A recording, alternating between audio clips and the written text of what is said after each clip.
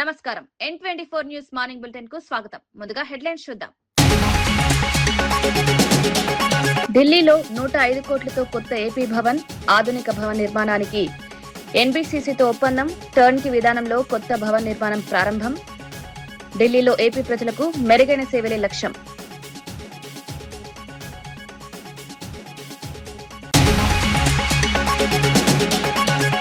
యాభై మంది పేద విద్యార్థులను చదువు బాధ్యత తీసుకున్న కేటీఆర్. టచ్ లైఫ్ తో విద్యార్థులకు అండగా కేటీఆర్. మహిళల సాధికారతకు విద్య మార్గం, సమాజ సేవకు ప్రతి ఒక్కరూ ముందుకు రావాలని పిలుపు.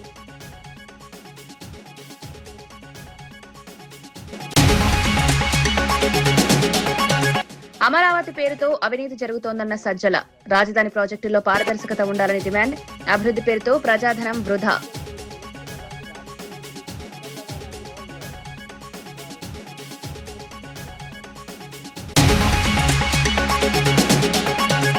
ఆర్ఎస్ ప్రవీణ్ భద్రతతో సీఎంకు సంబంధం లేదన్న దయాకర్. భద్రతా నిర్ణయాలు పోలీస్ శాఖవేనన్న దయాకర్.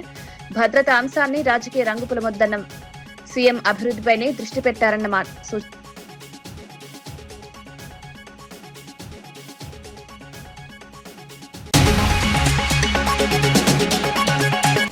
వీబీజీ రామ్జీ పథకాన్ని అడ్డుకుంటున్నారన్న బండి సంజయ్. కేంద్ర పథకంపై కాంగ్రెస్ రాజకీయాలు చేస్తోందని విమర్శ.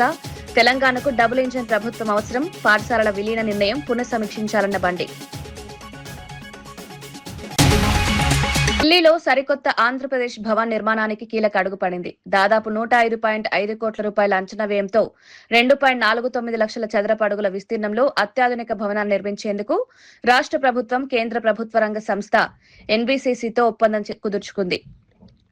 టర్న్కీ విధానంలో నిర్మాణ బాధ్యతలను ఎన్బీసీసీకే అప్పగించారు. నిర్మాణం పూర్తయిన తర్వాత 5 ఏళ్ల పాటు భవన నిర్మాణ బాధ్యతలను కూడా అదే సంస్థ చేపట్టనుంది. కొత్త భవన్లో ప్రజాసేవలు, అధికారుల వసతి, సమావేశ హాళ్లు, ఆధునిక సౌకర్యాలు అందుబాటులో ఉండేలా ప్రణాళిక రూపొందించారు.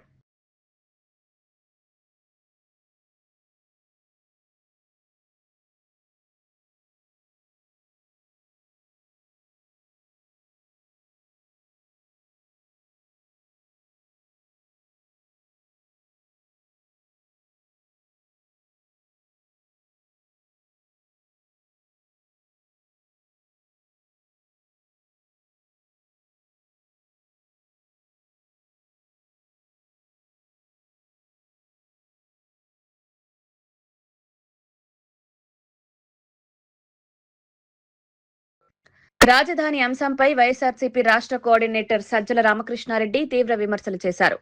జగన్మోహన్ రెడ్డి రాజధాని పేరుతో ఎప్పుడు రాజకీయాలు చేయలేదని స్పష్టం చేశారు. ప్రజాధనం దుర్వినియోగం కాకూడదనే బాధ్యతతోనే అమరావతి వ్యవహారంలో ప్రశ్నిస్తున్నామని తెలిపారు. అమరావతిలో రైల్వే స్టేషన్, ఎయిర్పోర్ట్ పేర్లతో కొత్త ప్రాజెక్టులు ప్రకటిస్తూ అవినీతికి అవకాశాలు పెంచుకుంటోందని చంద్రబాబు ప్రభుత్వంపై ఆరోపించారు. అభివృద్ధి పేరుతో ప్రజల సొమ్ము వృధా కాకుండా చూసే బాధ్యత ప్రతిపక్షంపై ఉందన్నారు. రాజకీయం లాగా చేయొచ్చు కదా. రాజకీయ ఎందుకు అనవసరంగా ఇచ్చేసి మిమ్మల్ని మీరు ఇరికించుకుంటున్నారు అనేవాళ్ళు ఉన్నారు. కాబట్టి మీరు అడిగే దీంతో లేదా వాళ్ళు ఆరోపిస్తున్నట్టు రాజకీయం చేసేవాడే జగన్మోహన్ రెడ్డి గారు అయితే ఇది చేయరు. నిన్న మాట్లాడింది ఎందుకు మాట్లాడదు? మాకే సరే ఉంటే ఉంటుంది, కొట్టుకుంటారులే. రేపు వచ్చిన కమిషన్ వేసి ఒక్కొక్కరిని వేసి తాట తీయచ్చు కదా. ఇప్పటి నుంచి ఆపాల్సిన ప్రయత్నం ఉంది. కావాల్సిన ఇష్యూలు లేవా? డిఎస్సీ లేదా? రైతులు ఇన్ని ఉన్నాయి. కాబట్టి వాటి మీద మాట్లాడాలి, వాటి మీదే మాట్లాడాలి. నిన్న కూడా ఇది వచ్చి విలేకరు అడిగితే స్పష్టత ఇచ్చాడు ఆయన. ఇది ప్రతిసారి ఈ క్వశ్చన్ వస్తుంటుంది. మీరే మీడియా నుంచి అడిగినప్పుడు స్పష్టత ఇచ్చారు. ఈరోజు కూడా ఇక్కడ అవినీతి లేకపోతే, ఇంత అవినీతి, ఇంత దుబారా, రాష్ట్రాన్ని ముంచే కుట్ర, అప్పుల భారంలో ముంచే కుట్ర ఇవి లేకపోతే దాని గురించి ఎక్కువ మాట్లాడాల్సిన అవసరం లేదు. అక్కడ పేదలకు స్థలాలు ఇస్తే వాటిని తీసేశారు. కాంట్రాక్టర్లకు మొబిలైజేషన్ అడ్వాన్సుల పేరిట ముందే ఇచ్చేశారు. వాళ్ళ పని చూస్తే అది జరగట్లే. నువ్వు 14-19 ఏమో టెంపరీ ఏంటివి, 24-29 మధ్య మున్సిపాలిటీ ఏంటివి, అది వస్తే తప్ప పూర్తి కాదంటివి. ఇంటర్నేషనల్ ఎయిర్పోర్ట్ ఒకటి, రైల్వే స్టేషన్ ఒకటి. ఎందుకంటే అంత భూమిలో ఏం చెప్పాలి ఆయనకు దొరకట్లే. ఏం చేసినా 4-5 దొరుకుతాయి. కాబట్టి ఆల్రెడీ స్పోర్ట్స్ సిటీ అనేది ఇంకో స్పోర్ట్స్ సిటీ కావాలంట. ఓ రైల్వే స్టేషన్ 2,000 ఎకరాల్లో 1,500 ఎకరాల్లో రైల్వే స్టేషన్, ఓ 4-5 ఎకరాల్లో ఎయిర్పోర్టు, బహుశా ఇంకొక 5,000 ఎకరాల్లో స్పేస్ సెంటరు, ఇంకొక 10,000 ఎకరాల్లో ఇంకోటి. తన 50వ పుట్టినరోజు సందర్భంగా సమాజానికి ఉపయోగపడే నిర్ణయం తీసుకుంటున్నట్లు బీఆర్ఎస్ వర్కింగ్ ప్రెసిడెంట్ కేటీఆర్ ప్రకటించారు. ఈ ఏడాది నుంచి 50 మంది పేద విద్యార్థుల విద్యా బాధ్యతను స్వీకరిస్తున్నట్లు వెల్లడించారు. అవసరంలో ఉన్న వారికి చేయూతనివ్వడం నిజమైన మానవత్వమని పేర్కొన్నారు. మహిళల సాధికారతకు తన పూర్తి సహకారం ఉంటుందన్నారు. టచ్ ఏ లైఫ్ థీమ్ తో సమాజ సేవకు అంకితమైన స్వచ్ఛంద సంస్థ నిర్వహించిన స్పర్శ 2026 వార్షిక కార్యక్రమంలో పాల్గొన్న కేటీఆర్ ఈ ప్రకటన చేశారు. Probably also help you connect to other, good donors who would come forward, who would also fund you. And I'm hoping that, I'm only doing this with one intent. My daughter is 17. She goes to college this year. And I can imagine if she didn't have a father, if she didn't have a parent, if she had an upward battle, what could have happened to her? I think, there's no point in living as a human being if you don't have that empathy, if you don't have that sense of despair when you see somebody who is underprivileged, sense of frustration when you can't help somebody who is in need. Today, I think whoever is upstairs has been very kind to me, has given me a lot, and whatever little I can give back to the society in the form of supporting these wonderful initiatives. What I would like to do is, instead of possibly cheering you on, I will commit to sponsoring and supporting 50 young girls from this year. I will do it from my personal account. Hopefully, like I told you last time, I'll also raise awareness. I'll also connect you to more people. I'll probably also help you connect to other, good donors who would come forward, who would also fund you. And I'm hoping that, I'm only doing this with one intent. RS Praveen Kumar కు భద్రతా తగ్గింపుపై వస్తున్న ఆరోపణలను TPCC general secretary Chenagani Dayakar ఖండించారు. తెలంగాణలో ఎవరికి ఎంత భద్రత అవసరమో నిర్ణయించేది పూర్తిగా పోలీస్ శాఖేనని స్పష్టం చేశారు. దీనికి ముఖ్యమంత్రి రేవంత్ రెడ్డికి ఎలాంటి సంబంధం లేదన్నారు. రాష్ట్ర అభివృద్ధి, ప్రజల సంక్షేమం, పరిపాలనపై ముఖ్యమంత్రి పూర్తిగా దృష్టి సారించారని తెలిపారు. వ్యక్తిగత విమర్శలు, రాజకీయ ఆరోపణలపై స్పందించే అవసరం లేదన్నారు. తెలంగాణ రాష్ట్రం కోసం పాటుపడలేదు. ఇవాళ ఆయన అందరి ఐపీఎస్ లాగానే ప్రభుత్వ ఉద్యోగం చేసుకొని రాజకీయాల మీద ఇంట్రెస్ట్ తోని రిజైన్ చేసి రాజకీయాలకు వచ్చాడు. ఇవాళ ఆర్ఎస్ ప్రవీణ్ కుమార్ కు గన్మెన్ల అవసరమా, రక్షణ అవసరమా లేదనేది తెలంగాణ ఇంటెలిజెన్స్, తెలంగాణ పోలీస్ వ్యవస్థ చూస్తా ఉంటది. కాబట్టి రాష్ట్ర ముఖ్యమంత్రి గారికి ఆర్ఎస్ ప్రవీణ్ గురించి ఆలోచించేంత సమయం లేదు, ఆలోచన లేదు. రాష్ట్ర అభివృద్ధి కోసం, తెలంగాణ ప్రజల సంక్షేమం కోసం, యువత భవిష్యత్ కోసం ముఖ్యమంత్రి గారికి ఆలోచన ఉంది తప్ప ఇలాంటి ఆర్ఎస్ ప్రవీణ్ల గురించి, ఎల్లయ్య మల్లయ్య పుల్లయ్య గురించి, గన్మెన్ల గురించి, లేకపోతే బీఆర్ఎస్ పార్టీ ఏజెంట్లుగా ఉండి ఉద్యోగం పనిచేస్తున్నప్పుడే ఏజెంట్ గా వ్యవహరించినటువంటి ఆర్ఎస్ ప్రవీణ్ మీద ఆలోచన చేసే అవసరం మాకు లేదు. కాబట్టి ఆర్ఎస్ ప్రవీణ్ కుమార్ కు రక్షణ అవసరం ఉందా లేదా అనేది తెలంగాణ పోలీస్ వ్యవస్థ చూసుకుంటది. బీఆర్ఎస్ నాయకులారా, దయచేసి అర్థం లేని ఆరోపణలు, ఈ పిచ్చి ఆరోపణలు మానుకోవాలని కూడా ఆర్ఎస్ ప్రవీణ్ కుమార్ కి హితవు పలుకుతా ఉన్నాను. దయచేసి తన యొక్క పాపులారిటీ కోసం, తన యొక్క ఇమేజ్ కోసం ముఖ్యమంత్రి గారి పైన విమర్శలు చేస్తే ఎట్టి పరిస్థితుల్లో సహించమని ప్రభుత్వ విప్ బల్మూరి వెంకట్ బీజేపీ నాయకుడు మహేశ్వర్ రెడ్డిపై తీవ్ర వ్యాఖ్యలు చేశారు. మహేశ్వర్ రెడ్డి ఎమ్మెల్యేలాగా కాకుండా సినిమా దర్శకుడిలా ఊహాజనిత కథలు చెప్తున్నారని విమర్శించారు. ముందుగా మీ పార్టీ పరిస్థితిని చూసుకోవాలని సూచించారు. బండి సంజయ్, ఈటెల రాజేందర్, అరవింద్, కిషన్ రెడ్డి ఒక్కొక్కరు ఒక్కోలా మాట్లాడుతున్నారని ఎద్దేవా చేశారు. బీజేపీ రాష్ట్ర అధ్యక్షుడి మాటని సగం మంది వినడం లేదన్నారు. ఆ పార్టీకి చెందిన పలువురు ఎమ్మెల్యేలు కాంగ్రెస్ తో టచ్ లో ఉన్నారని ఆరోపించారు. వారి యొక్క కల్పనల గురించి వారు మాట్లాడిన మాటలు చూస్తే, మా ప్రభుత్వంలో, మా పార్టీలో ఏం జరుగుతుందో ఒరిజినల్, డూప్లికేట్ గురించి ఆయన మాట్లాడుతుండు. బీజేపీ పార్టీల ఎలక్షన్లో 2 నెలల ముందో, నెల ముందో, 2 నెలల ముందో, నాకు తెలిసి 20 రోజుల ముందు కావచ్చు, 20 రోజుల్లో, నెల ముందో బీజేపీ పార్టీలో చేరినాం. బీజేపీ పార్టీలో చేరి బీజేపీ పార్టీలో 8 మంది ఎమ్మెల్యేలు గెలిస్తే అందులో కొత్తగా అందరికంటే లాస్ట్ పోయినవే నువ్వు. ఢిల్లీకి మూటలప్ప చెప్పి నరేంద్ర మోడీకి, మరి అమిత్ షాకి ఏమి సమర్పించుకున్నావేమో కానీ శాసనసభాపక్ష నేతగా నిన్ను ఎన్నుకోనరు. 8 మంది ఎమ్మెల్యేలు ఉన్నారు మీ పార్టీలో. 8 మంది ఎమ్మెల్యేలో ఒక్క ఎమ్మెల్యేనా నీ మాటిన పరిస్థితి ఉందా? ఏ ఒక్క ఎమ్మెల్యేనా నువ్వు ప్రెస్ మీట్ పెడితే నీతో పాటు పక్కన కూర్చొని ప్రెస్ మీట్లో పాల్గొనే పరిస్థితి ఉందా? నీ సొంత పార్టీ ఎమ్మెల్యేల గురించే ఎమ్మెల్యేలు నీతో పాటు ఉండే పరిస్థితి లేదు. మీ 8 మంది ఎమ్మెల్యేల పాప 3 సార్లు గెలిచిన రాజాసింగ్ని పక్కన పెట్టి ఆయనకి ఇవ్వాల్సిన కుర్చీ నువ్వు తెచ్చుకున్నావు. ముందు నీ సిగ్గుంటే నీ యొక్క కుర్చీకి రాజీనామా చేసి బాధ్యతతోటి అది దానికి అర్హులు ఎవరో వాళ్ళకి ఇవ్వాలి. దాన్ని పక్కన పెట్టి మీ పార్టీలా 1,00,000 గొల్లాలు ఉన్నాయి, 1,00,000 పంచాయతీలు ఉన్నాయి. బండి సంజయ్ ఖతం కావాలని చెప్పి ఈటల రాజేందర్ ప్రయత్నిస్తాడు. రోజు పొద్దున్న లేస్తే ఈటల రాజేందర్, బండి సంజయ్ కొట్లాడుకుంటారు. ధర్మపురి అరవింద్ కిషన్ రెడ్డి తన్నుకుంటారు. ఈయన కథం కావాలని చెప్పి ఆయన కథం కావాలని చెప్పి ఈయనే. ప్రతి జిల్లా వ్యాప్తిగా చూసుకుంటే మీ ఎమ్మెల్యేల మధ్యలో నీకు రాకేష్ రెడ్డికి పాయల శంకర్కి మీ ఆదిలాబాద్ జిల్లా పరిధిలో ఉన్న ఎమ్మెల్యేలతోటే నీకు రోజుకు ఒక పంచాయతీ. మీ అధ్యక్షుని మాట సగం మంది వినే పరిస్థితి ఉండదు. మీ రఘునందన్ రావు ఒకటి మాట్లాడితే కిషన్ రెడ్డి ఒకటి మాట్లాడతాడు, బండి సంజయ్ ఒకటి మాట్లాడతాడు, ఈటల రాజేందర్ ఒకటి మాట్లాడతాడు. వీళ్ళందరికీ భిన్నంగా ధర్మపురి అరవింద్ మాట్లాడతారు. వీళ్ళందరి లైన్ ఒక రకంగా ఉంటే నాకు కేంద్ర మంత్రి కావాలని చెప్పి మహబూబ్నగర్కి వెళ్ళి డీకేఆర్ నుంచి ఆమె ఒక రకంగా మాట్లాడుతుంది. ముందు మీ పార్టీలనే పట్టుమని చెప్తే 10 మంది లేరు. ఉన్న 10 మందిలో మీకే సఖ్యత లేదు. ఉన్న 10 మందిలో మీ పరిస్థితి అయోమయ గోచర స్థితిలో ఉంది. మీ దాంట్లోనే ఎప్పుడెవడు కథమవుతాడా అని చెప్పి ఒకరిపైన ఒకరు ఆరోపణలు చేసుకుంటూ ఉన్నారు. మనం ఈ జాతీయ అధ్యక్షుడు 3 రోజుల పర్యటన చేస్తే 3 రోజుల పర్యటన గురించి చర్చనే లేదు. అసలు ఆడు ఎప్పుడు వచ్చిండో ఎప్పుడు పోయిండో అర్థం కాని పరిస్థితి. ఆయన ఇక్కడికి ఎప్పుడు వచ్చిండో ఎప్పుడు పోయిండో అర్థం కాని పరిస్థితి.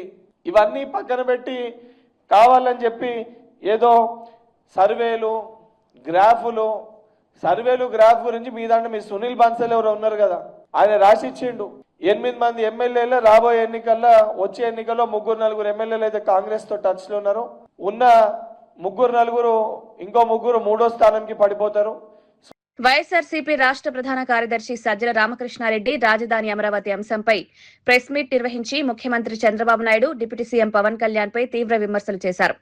అమరావతి విషయంలో పూటకో మాట మార్చింది చంద్రబాబు, పవన్ కళ్యాణేనని ఆరోపించారు. గతంలో వారు చేసిన వ్యాఖ్యలకు సంబంధించిన పాత వీడియో క్లిప్పింగ్లను మీడియా సమావేశంలో ప్రదర్శించారు. ప్రజలను తప్పుదోవ పట్టించేలా ఇప్పుడు భిన్నమైన ప్రకటనలు చేస్తున్నారని విమర్శించారు. రాజధాని అంశంపై వైఖరి మార్పుకు ప్రజలకు సమాధానం చెప్పాలని డిమాండ్ చేశారు. గత హామీలు, ప్రస్తుత ప్రకటనల మధ్య ఉన్న వ్యత్యాసాన్ని ప్రజలు గమనిస్తున్నారని పేర్కొన్నారు. ఎట్లా మాట్లాడారు, ఇప్పుడు ఎట్లా మాట్లాడారు అనేది తెలుసు. మాట్లాడుతున్నారనేది ఇప్పుడు మాట్లాడుతున్నారు అందరికి తెలుసు. గతంలో ఏమన్నారు చూడండి. ఈయన పవన్ కళ్యాణ్ గారు ఏమన్నారు గతంలో చూడండి. ఈ బడ్జెట్ మన క్యాపిటల్ విషయంలో కూడా ఇంక్లూజివ్ క్యాపిటల్ కాదు, ఎక్స్క్లూజివ్ గా కొద్ది మంది కోసమే, లేదంటే తెలుగుదేశం పార్టీ అఫిలియేటెడ్ క్యాపిటల్ లో ఉంది తప్ప ఉత్తరాంధ్ర నుంచి వచ్చే అక్కడ ప్రజలకి ఇక్కడ క్యాపిటల్ లో రావాలంటే ఎలా స్థిరపడతారు, ఇక్కడ రాయలసీమ ప్రాంత వాసులు రావాలంటే ఇక్కడ ఎలా స్థిరపడతారు. అలాగే ప్రతి జిల్లా నుంచి అన్ని వర్గాల నుంచి అమరావతిలో స్థిరపడాలంటే ఏమేమి ఇయర్ మార్క్ చేశారా, ఇన్ని 33,000 ఎకరాలు పెట్టారు. ఈ 33,000 ఎకరాల్లో 2,000-3,000 ఎకరాలు ఒక్కొక్క ప్రాంతానికి కానీ ఒక్కొక్క జిల్లాకి కానీ ఇయర్ మార్క్ చేశాం. అక్కడ ఛాంబర్ ఆఫ్ కామర్స్ కి బిజినెస్ పెట్టుకోవాలంటే ఇలాంటి ఏం చేసి అసలు ఇలాంటి ఇన్క్లూజివ్ క్యాపిటల్ కాదు. ఇలాగా ప్రతి అంశంలోనూ తెలుగుదేశం పార్టీ చాలా బలమైన వైఫల్యాన్ని చూపిస్తా వచ్చింది. భూసేకరణ చేయడానికి వీలు లేదు, ఇష్టపడిస్తే తీసుకోండి, అనుమానం లేదు. మీరందరూ చెప్పండి, ముఖ్యమంటున్న వ్యక్తుల గురించి వాళ్ళు ముఖ్యమంటున్నప్పుడు మీరు ఒప్పించి తీసుకోండి తప్ప వాళ్ళ నుంచి లోకోవద్దు అని నేను చెప్తున్నాను. కర్నూలు మన రాజధాని, ఈరోజు అమరావతి మనకి రాజధాని ఏమో కానీ నా మనసుకి కర్నూలు రాజధాని. దీనికి జనసేన ప్రభుత్వం తీసుకొచ్చిన రోజున నేను మీకు మాటిస్తున్నాను, అది ఎంత రాజధాని, ఏ స్థాయి నగరంతో కర్నూలు దానికి మించిన స్థాయి నగరాన్ని తీసుకొస్తాను. ఇవాళ రోజు కూడా అడిగిపోయిన కాలంలో గట్టలు అంటారు. భారతదేశంలో అనేక రాష్ట్రాలు క్యాపిటల్ లేకుండా ఎక్కడ ఉన్న ప్రపంచ దేశాల్లో ఆయన సోము వీర్రాజు గారు బీజేపీ. డెవలప్ అయినటువంటి చైనా, దాని రాజధాని బీజింగ్, దాని చాంగ్మేన్ డెవలప్. తెలంగాణ అప్పుల అంశంపై కాంగ్రెస్, బీఆర్ఎస్ మధ్య రాజకీయ పోరు మరింత వేడెక్కింది. Deputy CM Bhatti Vikramarka press meet నిర్వహించి బీఆర్ఎస్ ప్రభుత్వ హయాంలో రాష్ట్రంపై 8.21 లక్షల కోట్ల అప్పుల భారం మోపారని ఆరోపించారు. ఈ అంశంపై కేసీఆర్, మాజీ మంత్రి హరీష్ రావు ప్రజలకు సమాధానం చెప్పాలని డిమాండ్ చేశారు. అప్పులపై హరీష్ రావు తప్పుడు ప్రచారం చేస్తున్నారని మండిపడ్డారు. కాంగ్రెస్ ప్రభుత్వం అధికారంలోకి వచ్చిన తర్వాత అప్పుల రీస్ట్రక్చరింగ్ చేపట్టి వార్షిక వడ్డీ భారాన్ని 34,000 కోట్ల నుంచి 11,000 కోట్లకు తగ్గించామని వివరించారు. సింగరేణిని కూడా బీఆర్ఎస్ ప్రభుత్వం సంక్షోభంలోకి నెట్టిందని ఆరోపించారు. చేసిన అప్పులు రాష్ట్రం పైన వేసిన భారాన్ని తక్కువ చేసి చూపించడం కోసం కొంత ప్రయత్నం హరీష్ రావు గారు,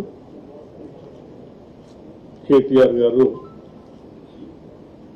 పరి విధాలుగా ప్రయత్నం చేస్తూ ఉన్నారు. ఆ ప్రయత్నాలు ఏ స్థాయికి వెళ్ళాయంటే వారు గత ప్రభుత్వంలో 10 సంవత్సరాలు మంత్రిగా పనిచేశారన్న సంగతి కూడా మర్చిపోయి స్థాయి దిగజార్చుకొని అబద్ధాలన్నీ పోగేసుకొని ఆ పోగేసుకున్న అబద్ధాలని ప్రచార అస్త్రాలుగా మార్చుకొని అదే పనిగా ఒక గ్లోబల్స్ ప్రచారం చేయడం కోసం ప్రయత్నం చేస్తా ఉన్నారు. ఇది ఒక అంశంలో కాదు, అనేక అంశాలపైన ఇదే పనిగా పెట్టుకొని అబద్ధాలని ఒక్కొక్క శాఖ మీద ప్రయత్నం చేసే కార్యక్రమం చేస్తా ఉన్నప్పుడు ఈ రాష్ట్ర ఆర్థిక పరిస్థితిని, రాష్ట్రంలో ఉన్నటువంటి సామాజిక పరిస్థితుల్ని, రాష్ట్రంలో ఉన్నటువంటి వనరుల్ని క్షుణ్ణంగా అర్థం చేసుకున్న ప్రభుత్వం తప్పనిసరిగా ఇప్పటికి కూడా మన వాస్తవాలు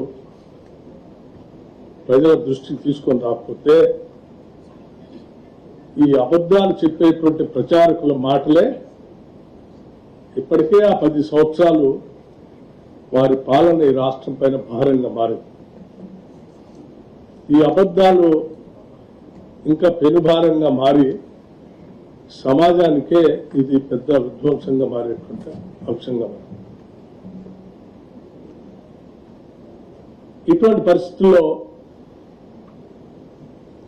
ఉన్న వాస్తవాన్ని మేము ఆలోచన చేశాం. సరే, పని ఎట్లా లేదు వాళ్ళకి, 10 సంవత్సరాలు అడ్డగోలుగా చేసినటువంటి దోపిడీతో పెట్టుకున్నటువంటి వార్తా సంస్థలతోనో, అడ్డగోలుగా నిర్మించుకున్నటువంటి సోషల్ మీడియా వ్యవస్థలతోనో చేసుకునేటువంటి ప్రయత్నం ఇది చివరికి రాష్ట్ర ఆర్థిక పరిస్థితి పైన, రాష్ట్రం ప్రతిష్టాత్మకంగా ప్రాణప్రదంగా చూసుకున్నటువంటి అనేక ప్రభుత్వ రంగ సంస్థల పైన పడే ప్రభావం ఉన్నది. నిశ్శబ్దంగా ఉంటే ఇంకా నష్టం చేసినటువంటి వాళ్ళు అవుతాం. అబద్ధాల పునాదుల పైన ఏ ఆర్థిక వ్యవస్థని నిర్మించలేము. 10 సంవత్సరాలు ఇటువంటి అబద్ధాల పునాదులపైనే ఆర్థిక వ్యవస్థ నిర్మిస్తున్నాం అని చెప్పి చెప్పి చెప్పి రాష్ట్రాన్ని ఈరోజు అనేక రకాలైనటువంటి ఇబ్బందులు నెట్టేసినటువంటి పరిస్థితుల్లో వాటన్నిటి గురించి మాట్లాడితే రాష్ట్రం యొక్క ప్రతిష్ట ఏమన్నా బయట రాష్ట్రాల్లో మిగతా ప్రాంతాల్లో కానీ తగ్గుతుంది అనేటువంటి ఆలోచనతో సాధ్యమైనంత వరకు ఆ వాస్తవాన్ని ఎక్కువగా మాట్లాడకుండా పాలన మీద దృష్టి సారించి వాటిని సరిచేసే వ్యవస్థలో ముందు పోతా ఉన్నాం. అయినప్పటికి కూడా కావాలని పదే పదే ఇంకా అబద్ధాలు చెప్తా ఉంటే తప్పనిసరి పరిస్థితులు ఈరోజు బయటకు వచ్చి వాస్తవాలు చెప్పాలనేటువంటి ఆలోచనతో వచ్చాం. హరీష్ రావు గారు, కేటీఆర్ గారు, మేము ముఖ్యమంత్రికి మంత్రులు ఛాలెంజ్ విసురుతున్నాం, రండి సమాధానం చెప్పండి అంటున్నారు. అనేక సందర్భాల్లో వాళ్ళు మీరే మాట్లాడుతూ ఉన్నారు, మా నాయకుడు కేసీఆరే, వారే వస్తారు, వారే పాలిస్తారు అని చెప్తారు. చేసింది అప్పులు రాష్ట్రాన్ని సర్వనాశనం చేసింది కేసీఆర్ అండి. భవిష్యత్తులో మళ్ళీ ఆయనే వస్తున్నారు, మళ్ళీ మీరే చెప్తుంటారు. మధ్యలో మీ సంగతి ఏంది? అసలు మీరు ఏం మాట్లాడుతున్నారో మీకే తెలియదు,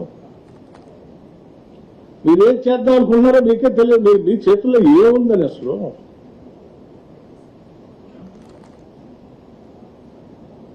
అబద్ధాలు పోగేసుకొని ప్రచారం చేయటం తప్ప మీ చేతుల్లో ఏముంది? నేను చాలా స్పష్టంగా,